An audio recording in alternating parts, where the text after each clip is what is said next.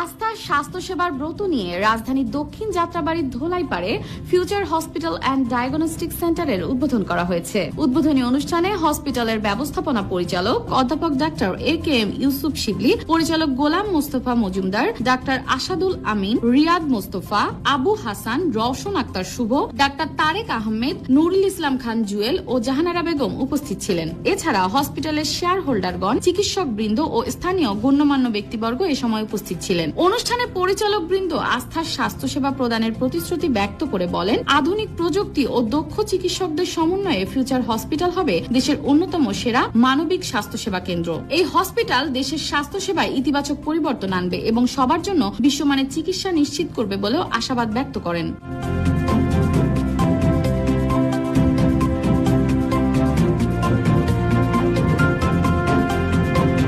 আমাদের এই future hospital এবং ডায়াগনস্টিক সেন্টারের মূল উদ্দেশ্য হচ্ছে মানুষের সেবা করা, মানবতার কল্যাণে আমরা কাজ করে যেতে চাই। পূর্ব ধোলাইয়ের পাড় আসলে একটা জনবহুল এরিয়া, এই এরিয়ার মানুষকে স্বাস্থ্য সেবা দেওয়ার উদ্দেশ্যেই আমাদের এই ফিউচার হসপিটাল এবং ডায়াগনস্টিক সেন্টারের অগ্রযাত্রা। আপনারা সবাই দোয়া করবেন যাতে এই প্রতিষ্ঠানের মাধ্যমে একদিন আমরা বিশ্বের দরবারে এই হাসপাতালকে পরিচিত করাতে পারি এবং এই হাসপাতালের মাধ্যমেই আমরা যাতে মানুষের সেবা দিয়ে আল্লাহ সন্তুষ্টি অর্জন করতে পারি। ধন্যবাদ সবাইকে। যাত্রাবাড়ি এলাকার মানুষের গিয়ে চিকিৎসা সেবার উন্নয়নের জন্য এবং তাদের জন্য কিছু করার জন্য, সেবা পৌঁছে দেওয়ার জন্য আজকে ফিউচার হসপিটাল অ্যান্ড ডায়াগনস্টিক সেন্টারের উদ্বোধন হলো।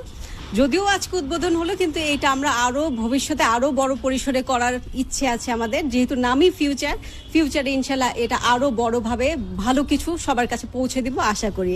একটা বার্তা দিতে চাই যে আমরা মানুষের কাছে পৌঁছাতে চাই চিকিৎসা সেবা নিয়ে, যে সেবাটি তাদের দরকার এবং তাদের দোরগোড়ায় দরকার। আমরা ভালো কিছু করতে চাই এবং আমরা সবসময় চাই যে হাসপাতালের পরিবেশটা হতে হবে বাড়ির মতো।